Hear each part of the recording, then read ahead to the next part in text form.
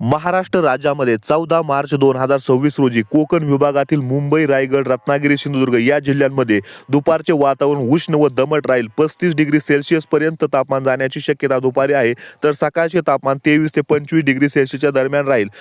पश्चिम महाराष्ट्रातील पुणे, सोलापूर, सांगली, कोल्हापूर या जिल्ह्यांमध्ये सकाळी 19 ते 21 डिग्री सेल्सिअस दरम्यान, तर दुपारचे तापमान कोरडे व उष्णता वाढलेली जाणवेल.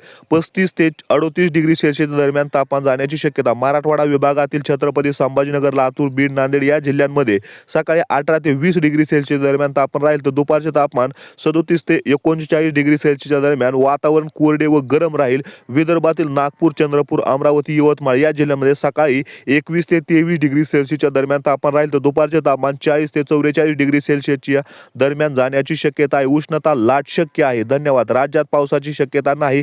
सकाळी हलकी थंडी, दुपारी कडक उन्हाळा व तापमान जास्त जाणवेल. धन्यवाद.